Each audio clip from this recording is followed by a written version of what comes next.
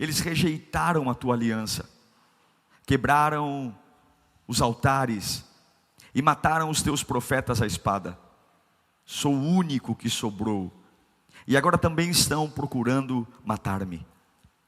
E o Senhor lhe disse: saia e fique no monte, na presença do Senhor, pois o Senhor vai passar. Então veio um vento fortíssimo, que separou os montes, esmigalhou as rochas diante do Senhor. Mas o Senhor não estava no vento. Depois do vento houve um terremoto, mas o Senhor não estava no terremoto. Depois do terremoto houve um fogo, mas o Senhor não estava nele. E depois do fogo houve um murmúrio, o murmúrio de uma brisa suave. E quando Elias ouviu a brisa suave, puxou a capa para cobrir o rosto e saiu. E ficou à entrada da caverna. E uma voz lhe perguntou: o que está fazendo aqui, Elias? E ele respondeu: tenho sido muito zeloso pelo meu Senhor, Deus dos exércitos, e os israelitas rejeitaram a tua aliança, quebraram os teus altares e mataram os teus profetas à espada, e eu sou o único que sobrou, e agora também estão me procurando matar-me. Perceba que ele respondeu a mesma coisa duas vezes, quando Deus pergunta o que ele está fazendo lá. O Senhor lhe disse: volte pelo caminho, volte pelo caminho, volte pelo caminho por onde veio. Volte pelo caminho por onde veio, e vá para o deserto de Damasco, e chegando lá, unja Azael como rei da Síria. Deus poderoso, essa é a tua santa palavra. Que privilégio podermos ouvi-la. Que privilégio podermos ouvir o Deus que tem o poder sobre tudo e todos, que tem o controle em suas mãos, que é o primeiro e último. Fala conosco, Senhor, que essa palavra levante pessoas da sepultura, não porque sou eu, não, mas é o Senhor, é o Senhor, é o Senhor que ressuscita um homem. Aqueça corações frios, devolva o temor àqueles que se perderam. Fale conosco, nós pedimos por misericórdia, em nome de Jesus. Esse texto é lindo, porque a Bíblia, ela faz questão de mostrar o que a religião não mostra. A Bíblia faz questão de mostrar que Deus não tem problema quando a gente é apenas um homem, quando a gente é apenas humano. Deus não procura heróis. Quem procura heróis é o homem. Deus não procura pessoas acima da média. Deus de vez em quando usa um gago, algumas vezes Ele usa o pobretão da família mais pobre e o menor da casa. Algumas vezes Ele usa o quarentão ou cinquentão que vai casar com uma jovem, e engravida a jovem, o Espírito Santo engravida antes do casamento. Algumas vezes Deus vai usar o pastor, que nem o pai mesmo viu muito valor nele. Deus não procura heróis.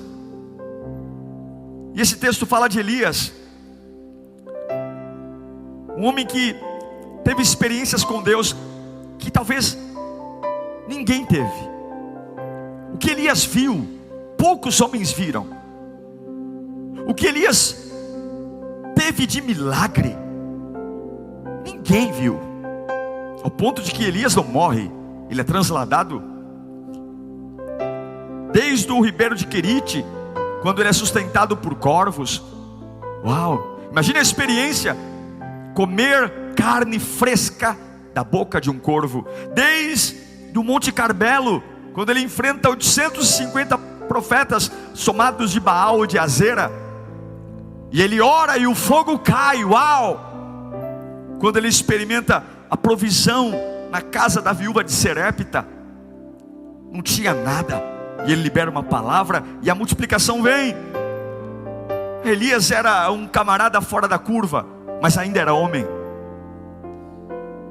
Cada passo de Elias era um testemunho de que Deus era com ele. Cada oração, Deus é com ele. E eu sei que tem muita gente que ouve das pessoas: nossa, você é forte, hein? Deus é com você, hein? Rapaz, como é que você aguenta? Mas nunca esqueça que você continua sendo um homem. Elias ora, enfim, enfrenta os profetas de Baal, mas agora ele recebe uma ameaça da mulher do rei Acabe, da Jezabel. E ele desmonta, ele vai para o deserto. Você conhece essa história, que antecede inclusive a leitura que fiz. Ele vai para o deserto, deita debaixo do zimbro, ele pede a morte, ele está num processo de depressão muito alto. Por quê? Irmãos, não dá para entender nossas emoções. Não dá para entender como um homem não tem medo de enfrentar 850 profetas sozinho, e ele fica com medo de um bilhete de uma mulher que quer matá-lo. Não tem muita lógica. Por isso que você nunca deve julgar o medo de alguém, porque aquilo que para você não é nada, para o outro pode ser muito. Eu não posso julgar Elias. Me assusta ver um homem que não tem problema de enfrentar sozinho 850 profetas num desafio de morte, e ao receber o bilhete de Jezabel, ele simplesmente desaba. Mas isso é ser o ser humano, isso é ser a gente. Não tem muita lógica. Elias vai para o deserto e Deus alimenta ele, dá água para ele, e ele levanta. Só que depois que ele se levanta de comer o pão e a água, ele vai para o Monte Carmelo e ele entra numa caverna. Eu já vi muitos pregadores dizendo que Elias entrou numa caverna porque ele era um fraco. Eu não vejo dessa forma, me desculpem os pregadores. Eu não vejo esse isolamento de Elias como um ato de fraqueza ou um ato de incredulidade. Não, Deus já tinha erguido ele dando pão e água. Mas tem momentos, irmãos, que Deus tem que nos provar na caverna, para que a gente aprenda com as nossas frustrações. Tem momentos que Deus nos permite entrar numa caverna, e tem situações que Deus nos guia para momentos difíceis, não porque Ele quer nos destruir, mas a minha Bíblia diz que o Senhor prova aquele que Ele ama. E tem muita coisa que você pode estar reclamando aí, tem muitas cavernas que você entrou, e não é porque você é incrédulo. Eu não vejo Elias aqui como um homem depressivo, mas eu vejo um homem que entra num processo que ele fica sem recursos, porque numa caverna não tem recurso, não tem comida, numa caverna não há nada que se fazer, mas é numa caverna que Deus me permite testar o meu limite. E a pergunta que eu faço a você é: até onde você acha que vai a força de um escolhido? Até onde você acha que vai a força de alguém que entrega a sua vida a Deus? Até onde você acha que vai a força de um homem que desce as águas do batismo? São momentos de caverna, que a gente recebe uma palavra, a gente se levanta, mas a gente vê que a vida não melhorou ainda. Eu vim à igreja, como Elias saiu debaixo do zimbro, Deus deu pão para ele, Deus deu água para ele. Ele andou 40 dias com aquela força do pão e com aquela força da água, mas ainda assim ele vai para a caverna. Ele não vai para a caverna porque ele é incrédulo, ele vai para a caverna porque mesmo ouvindo Deus, nós ainda somos homens. E tem horas que Deus permite cavernas para nos ensinar até onde vai a força de um escolhido. Eu amo a Bíblia, porque em Tiago capítulo 5, versículo 17, por mais que Elias não tenha morrido, Tiago diz lá no Novo Testamento que Elias era homem, era humano. Olha essa palavra, Elias era humano como nós. Ele orou fervorosamente para que não chovesse, e não choveu sobre a terra. Durante 3 anos não choveu. Quando Tiago diz que Elias era humano, Tiago está dizendo que ainda carregando a palavra de Deus, ainda carregando a verdade do Evangelho, ainda passando pelas águas do batismo, ainda vivendo uma vida em santidade, eu posso passar pelo que Elias passou. O que Elias passou? Por que eu vou para a caverna? Quem nunca foi para a caverna por conta do medo? Quem nunca? Quem nunca? O camarada, ele desafiou 850 profetas, desafiou o rei Acabe, mas ainda assim teve medo. Você pode me ver aqui com toda a autoridade pregando a você, mas eu sou humano. Quem nunca depois de um momento teve medo e vai para uma caverna? Elias teve medo, Elias teve fuga. Você pode ser muito bom, viu? Você pode ter feito muitos cursos, você pode ter uma eloquência maravilhosa, você pode ser muito inteligente, mas tem momentos que dá vontade de fugir. Dá vontade de fugir das ameaças. Qual é o problema de assumir isso? Qual é o problema de assumir que tem horas que eu não quero enfrentar, que tem assuntos que eu não quero tocar, que a gente empurra com a barriga mesmo? Aquele destemido Elias diante da multidão, agora está fugindo diante de um recado de uma Jezabel. Quem nunca dormiu demais? Elias dorme, e por várias vezes a Bíblia relata que ele cai num sono profundo. Mas veja, esse sono não é aquele sono saudável, não é aquele sono gostoso que a gente deita e relaxa. Não, é aquele sono de Jonas no porão do navio. É aquele sono que você quer apagar a realidade. É aquele sono que você deita, não porque você quer descansar, mas porque você quer que o dia acabe logo, porque você quer que acabe logo. Então eu vou dormir, e quando não dá para dormir naturalmente eu tomo alguma coisa, mas me deixa dormir. Me deixa dormir para eu não olhar para o que está acontecendo, para eu parar de ouvir o que estão falando. Elias, irmão. Talvez a gente vai para uma caverna testando o nosso limite por conta do desânimo. O desânimo. Um homem que levantou as mãos e disse: para que esse povo saiba que há Deus em Israel, derrama fogo. Agora Elias não tem força de profetizar nada. Como é que pode uma boca que diz caia fogo do céu e o fogo cai, simplesmente agora estar mudo? É porque é isso que a gente é. Limites são assim. Ele se isola. Elias está numa confusão mental. Ele sai de Israel porque não quer morrer, mas depois ele fala que quer tirar a vida dele. Olha a confusão, olha o tico e teco de Elias, né? Ele foge de Jezabel porque ele não quer morrer. Aí quando ele está debaixo do zimbro, ele pede a morte. Se ele quer morrer, por que ele teve medo de fugir? Porque é isso que a confusão faz com a gente. E agora ele está na caverna. Tem cavernas que Deus permite na nossa vida, que não é o diabo. É só para você cair a real, que você tem limite, e que a força de um escolhido não está em você. A força de um escolhido não está em você. Não, a força do escolhido não está. Nunca foi Elias que derramou fogo do céu, foi Deus. E tem cavernas que não tem nada. E a gente odeia isso, porque ao ar livre pode vir um corvo do lado do rio de Quirite. Eu bebo água, mas dentro da caverna não tem nada para comer e nada para beber. Mas Elias vai para uma caverna. E preste atenção, por que a caverna é importante? Por 2 vezes Deus pergunta para Elias: o que você está fazendo nessa caverna, Elias? O que você está fazendo fora da igreja, Elias? O que você está fazendo, Elias? Se afastando das pessoas que te amam, Elias? Elias, o que você está fazendo? Por que você não está lendo a Bíblia? Elias, por que você não canta mais, Elias? Elias, por que você quer separar da tua mulher? Sabe qual foi a resposta de Elias? Meu Senhor, eu sou uma pessoa muito zelosa. Mas, olha, os profetas foram mortos à espada, fizeram maldade contra o povo de Deus, e só ficou eu. Você sabe por que tem horas que Deus nos manda para a caverna? Porque tem horas que a gente acha que a obra de Deus tem a ver com a gente. Elias, ele vai para uma caverna e ele diz: eu sou bom, eu fui uma pessoa honesta, eu fui uma pessoa que me dediquei, mas fizeram maldade contra o povo de Deus, fizeram maldade contra mim, e é por isso que eu estou aqui. Só sobrou eu. A caverna é o destino daqueles que acham que a obra de Deus gira em torno dele mesmo. Quantos estão se afastando de Deus e dos propósitos, dizendo: eu não faço mais porque não me dão valor, eu não vou mais porque não reconhecem o meu potencial, eu não faço mais porque estão enterrando o meu ministério, eu não vou mais servir a Deus porque as pessoas não reconhecem o meu esforço. É, seu Elias, quando foi que o reino de Deus tem a ver com você? Quantos estão sem comer na caverna, Quantos estão sem beber, morrendo de fome? E quando alguém pergunta, ou quando Deus pergunta, por que você está nessa escuridão?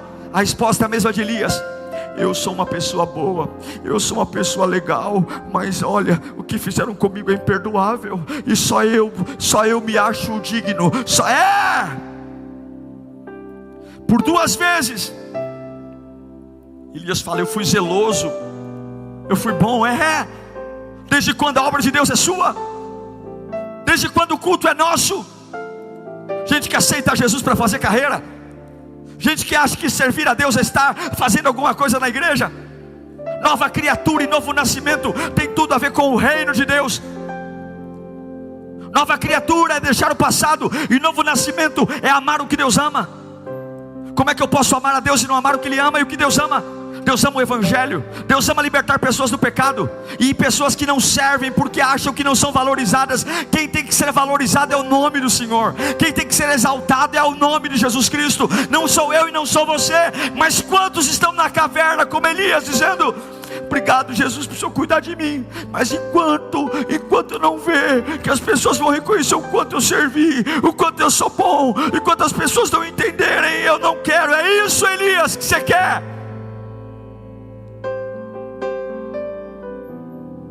E ele termina dizendo: olha, Senhor, e além de eu ter servido com zelo, eu fiquei só, como se só Ele fosse capaz de fazer a obra. Meu Deus, olha essa desgraça da autopiedade, essa desgraça que é achar que a vida gira em torno de nós. Olha que egoísmo desgraçado. E não se ofendam com a palavra desgraçado, não é palavrão, desgraçado é sem graça. Não vai me cornetar aí no YouTube não. Desgraçado é alguém que não tem graça. Elias foi um desgraçado aqui. Por quê? Como que ele tem coragem de dizer que ficou só? Elias, toma vergonha na tua cara.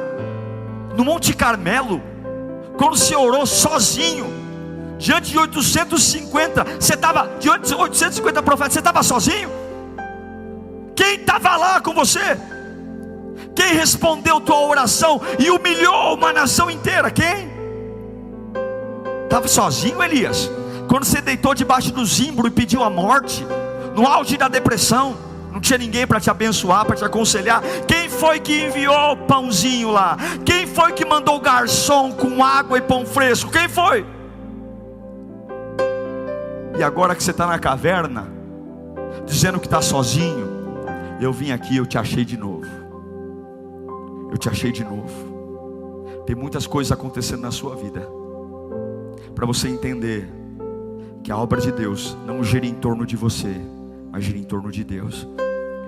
E Deus não precisa de você, Deus não precisa de mim. Se você está em casa fazendo birra, se você está em casa achando que Deus precisa de você, você está enganado. Nós somos miseráveis, nós somos sujos, nós somos imperfeitos. Essa desgraça do pecado na minha alma me faz querer ser Deus, e eu não sou nada. Eu sou podre, eu sou terra, eu sou pó, eu sou uma fração de um sopro de Deus. Eu não sou nada, eu preciso dele. Tudo gira em torno dele, tudo é para ele. Ei, se você está numa caverna, você só vai sair daí quando você entender que é Deus que te acha, para você olhar para ele, não para você. Aí Deus chega para Elias e diz: ok, por que você está aí na caverna? Porque eu fui zeloso. Ai, como eu me dediquei àquela igreja, como eu me dediquei. Olha, mas eu estou saindo porque ninguém reconhece o meu potencial, só eu. Tolo. Cadê a comida agora? Que bom que Deus vai atrás de você. Elias, está fazendo o quê? Eu fiquei só. Elias, eu vou passar aqui, Elias. Me perceba, tá? Eu vou passar aqui fora da caverna. Observe. Eu vou passar e eu vou te mostrar algo. E Deus vai passar aí onde você está agora. Deus vai passar. Deus vai passar, você que se perdeu, você que está com a mente confusa, você que está abatido, Deus vai passar. E a Bíblia diz que de repente veio um vento. Mas não é um vento qualquer. A Bíblia não pode mentir. É um vento que derruba pedras. O texto diz que esmigalha pedras. Imagine um vendaval, um tornado, que coloca pedras entre eles, e a força do vento é tão forte, a circulação do vento é tão forte, que ele esmigalha as pedras. É assim que o texto diz. E Elias está lá dentro, e ele não tem coragem de sair da caverna. Não tem.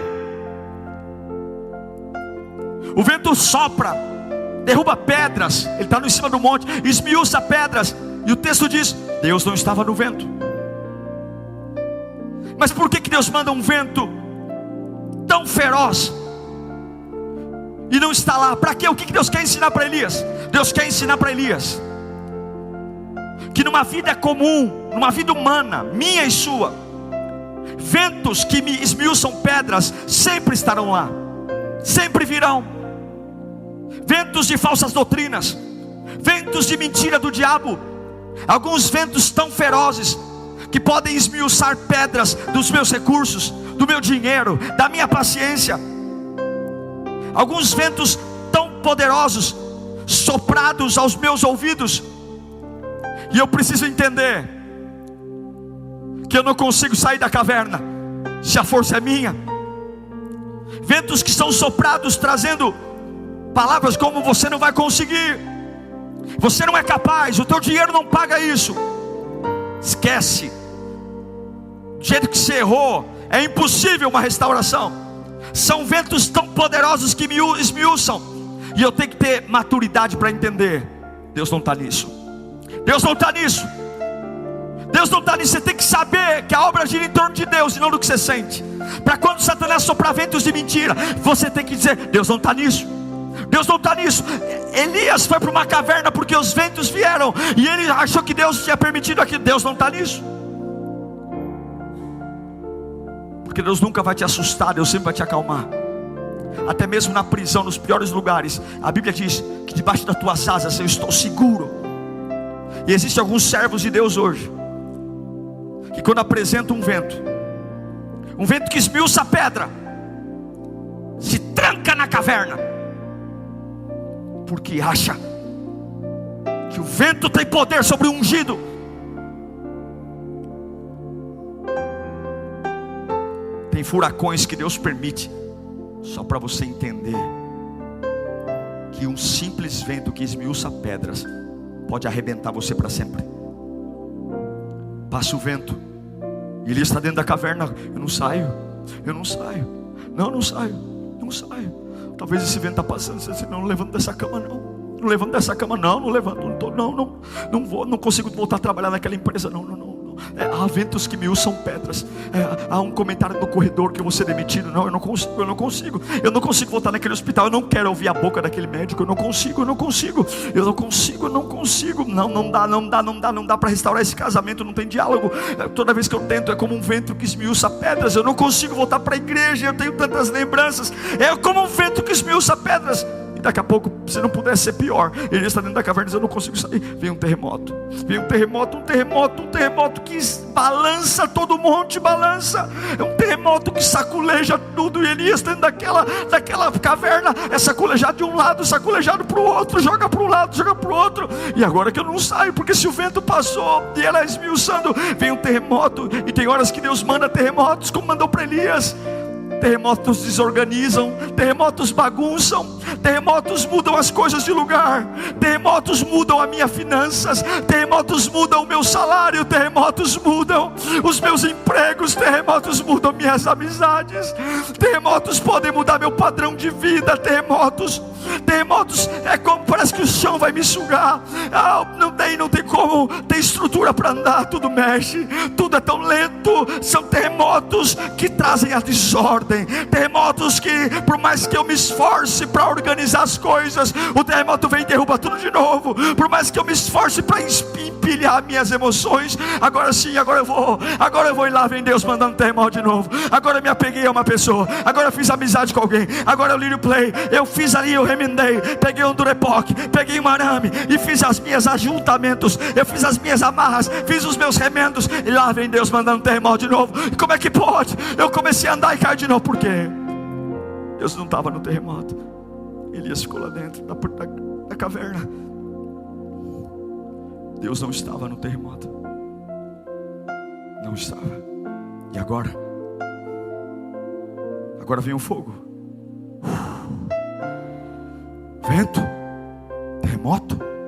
E agora Deus manda um fogo na porta da caverna. Fogo. Lembre-se que todo grande fogo começa com uma pequena fagulha. Lembre-se que toda grande fogueira começa com uma pequena fagulha. Deus manda um fogo. O fogo representa coisas que saem do nosso controle. O fogo representa coisas que a gente começaram tão pequenas, tão pequenininhas. Era uma pequena discussão, era uma pequena dívida, era um pequeno problema, era um pequeno conflito, era uma pequena discórdia, era uma pequena fase de desemprego. E aquilo cresceu. E agora eu não consigo sair da caverna. Eu não consigo. Aquilo que era tão pequeno agora destrói tanto, machuca tanto. E o fogo, como tudo, o fogo muda o aspecto, não é verdade? O fogo derrete, o fogo diminui, o fogo consome.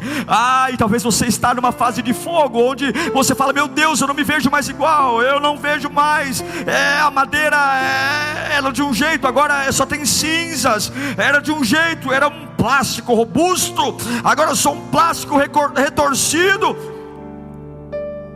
O fogo, o vento esmiuça as pedras, destrói. O terremoto desorganiza. E o fogo consome. O fogo faz deixar de existir. Deus coloca o vento, o terremoto e o fogo, que assusta Elias. E Deus diz: eu não estou nisso. Eu não estou nisso.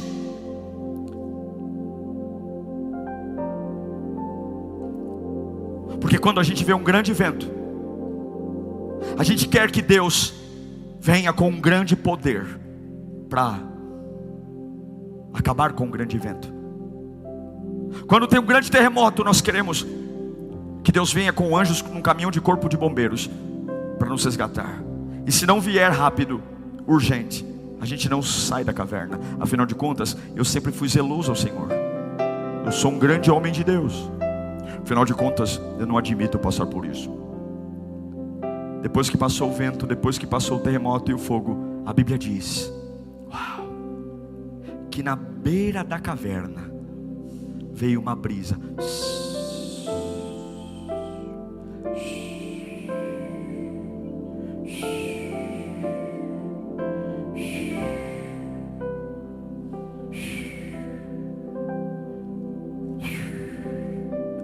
O vento, barulho, esmiuçando pedras. O terremoto jogando tudo para um lado e para o outro. O fogo ardendo em labaredas. Mas agora, a Bíblia diz que Elias vai para a beira da caverna. Ele pega a sua túnica, cobre o rosto, porque ele está cheio de medo. Ele vai. Você sabe que a caverna só tem uma saída. Mas agora Elias é guiado por uma voz. Não uma voz que esmiuça pedras, não uma voz que derruba e desorganiza as coisas, não uma voz que inflama, mas uma voz doce. Pelo mesmo lugar que ele entrou, ele sai. Ele volta ao lugar onde ele estava. Isso é profético. Quando você ouve Deus, você não precisa fugir mais. Quando você ouve Deus, não no meio dos ventos, não dominado pelo pavor dos terremotos, não dominado pela labareda do fogo, mas quando você abre o ouvido para entender que Deus não tem pressa, que Deus nunca teve urgência, e que por mais que Jezabel disse que vai te matar, veja, não é pecado ser gente, não é pecado ter um dia mau. Só quem já deitou numa cama para dormir, não para descansar, mas para dormir, para apagar, sabe o que é isso. Só quem já deitou numa cama querendo não acordar, sabe o que eu estou falando aqui agora. Só quem já torceu para o dia não amanhecer sabe o que um vento que esmiuça pedras, um terremoto que desorganiza e que um fogo provoca. E Deus não está te batendo por isso, porque ainda no fundo de uma caverna Ele vai te achar. Ele vai te achar. Mas Ele quer que você saiba que Ele não está no meio de toda essa bagunça que você acha que a sua vida está. Não. Ele não está no meio dessa ameaça. Não. O teu Deus não se rebaixa a isso. O teu Deus não muda o tom da voz. Qual é o limite de um usado? Qual é o limite de um escolhido? O limite de um escolhido é ouvir a voz de Deus na frente da caverna. Elias sai. Depois de 3 provas terríveis, vem uma voz mansa, delicada, guiando ele de volta para o lugar que ele fugiu. Veio uma voz mansa, delicada, guiando ele para um lugar que ele não queria ver mais. Eu quero dizer para você, tem muitos lugares que você diz nunca mais, não vou mais, não tenho vergonha, eu não consigo, eu não tenho cara para isso, eu não consigo mais voltar lá. Não, pastor, que Deus faça um túnel para eu fugir, que Deus faça um buraco. Mas se você ouvir a voz mansa de Deus, você vai voltar para o lugar que você correu. Deus vai por você. A Bíblia diz que Deus disse para Elias, você vai voltar para o mesmo lugar. Não tem rota alternativa, porque não vai ser dominado pelo terremoto, você não vai ser dominado pela bagunça, você não vai ser dominado pelo vento ameaçador de mentiras, os ventos que soam ao teu ouvido. Você não vai ser mais dominado pelo fogo. Não, ainda que haja o fogo, ainda que haja o vento, ainda que haja o terremoto, eu vou procurar uma voz doce. Eu vou dobrar meu joelho e eu vou procurar uma voz doce.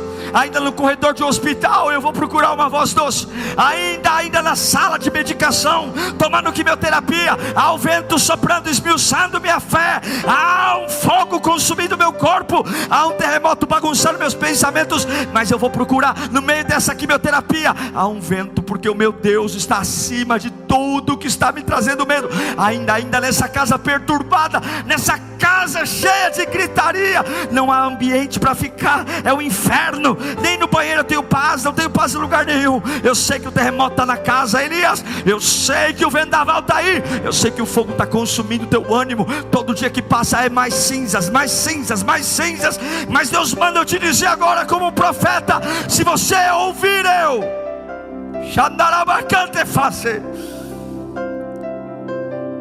se você ouvir minha voz, entender que eu estou aí também, mas não estou como aquilo que te assusta, estou como aquilo que te equilibra, estou como aquilo que te põe de pé. Eu não vou assustar você. Eu não vou. Alguns pregam que Deus pesa a mão, alguns pregam que Deus pune. O que pune é a colheita, não é Deus.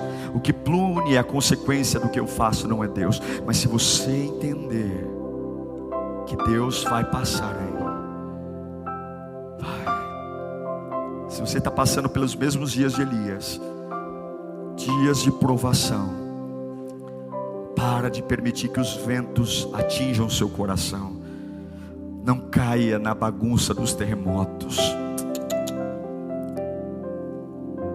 Não deixe que as pequenas fagulhas, que de uma hora para outra viram grandes fogueiras, destruam sua vida.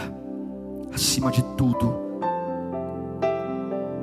o vento passa, o terremoto passa, o fogo passa, e Deus vai falar comigo.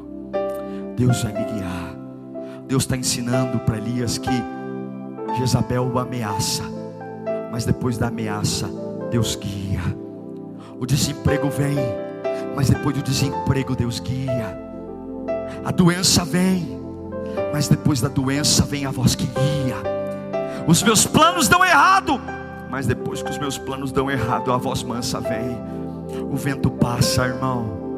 O terremoto passa, o fogo passa, o vento ao ouvido passa, o terremoto da bagunça passa, e o fogo passa. E depois que passam, a brisa vem. Espere a brisa, Deus vai te achar. Espere a brisa, Deus vai te achar. Não corta os pulsos. Não toma esse chumbinho. Espera um pouco. Espera passar. Espera. Aguenta. Porque depois do vento, do terremoto e do fogo vem a brisa. E eu quero liberar essa palavra para a sua vida agora. Ora, bacana e faz. Eu sinto Deus aqui. Aguenta mais um pouco. Porque Deus te deu um limite. O limite do escolhido é aguardar até a hora da brisa chegar. O limite do escolhido é suportar o vento, o terremoto e o fogo e aguardar a brisa. É interessante observar que o vento é forte, o terremoto é forte, o fogo é forte, mas a brisa é suave. Mas a gente demora para entender. Quando Elias sai da caverna, quando ele ouve a brisa e ele vê Deus, sente Deus na brisa suave, Deus faz a mesma pergunta para ele: Elias, o que você está fazendo aqui, meu filho? O que ele fala? A mesma coisa de antes. Eu fui zeloso pelo meu Senhor, mas os teus profetas foram mortos à espada, e eu fiquei só. Que bom que Deus tem paciência com a gente. Que bom que alguns conseguem, depois de ouvir Deus, parar de repetir que o reino de Deus tem a ver com ele. Mas se você é como Elias, que mesmo Deus dando todas as provas que está com você, você continua ainda adorando a Deus por você. Deus vai falar com você o que ele falou para Elias: Elias, sai da caverna, volta pelo mesmo caminho e vai para o deserto. Se a caverna não for suficiente para você entender que o reino de Deus não tem nada a ver com você, que você não ora para se sentir bem, você ora para honrá-lo, que você não canta porque você gosta, você canta para honrá-lo, que você não serve porque você quer uma chance de pertencer a um grupo, mas você serve para honrá-lo, que você faz parte de uma comunidade cristã, não para você ter amizade, mas você faz parte de uma comunidade cristã para você servir ao Rei dos Reis, Senhor dos Senhores. Se a caverna, se o vento, o terremoto e o fogo não te ensinarem a encontrar Deus na brisa, fique tranquilo, Ele não vai desistir de você. Ele vai para um deserto, mas Ele vai sempre te achar. Sempre vai te achar. A Bíblia diz que Elias disse: só ficou eu. Sabe o que Deus fala para ele? Tolo, tem mais 7.000 que não se dobraram. Você está se achando a última bolacha do pacote, né, Elias? Você está achando que a minha obra, só você, então quer dizer que só sobrou você? Sem você, acabou o evangelho? Elias, sabe de nada, seu inocente. Tem mais 7.000 que não se dobraram lá, que eu os guardei. Você quer morrer? Morre. Tem mais 7.000 para fazer a obra. Deus não precisa de você, é você que precisa de Deus. Se eu ficar na minha casa fazendo biquinho e falar: eu não prego um mês, meu irmão, mas não vou deixar nem saudade. Deus levanta outro, muito melhor. Nós somos nada. Mas se você hoje quer aprender uma lição, Deus está te achando aqui.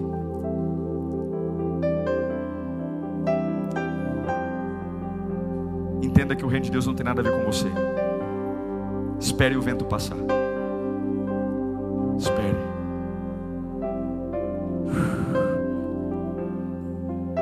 O vácuo do vento é terrível. Quem mora em prédio, corredor, sabe como o vento é. Assustador. Treme a janela. Aguenta. Terremoto? Pastor, tudo cai. Meu orçamento, quando eu achei que esse mês veio um motor no carro, mas não consigo, tem que... Aguenta.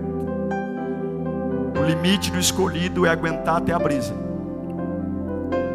Porque se o reino de Deus tem a ver com Deus, o vento não te ofende, o terremoto não te destrói e o fogo não te queima, porque a obra é dele, não é sua. O reino é dele, não é seu. A sua vida é dele, não é sua. E Deus está te achando aí agora. Aguarde passar o vento. Esse vento vai passar. Lava chore, cantar, lava chore.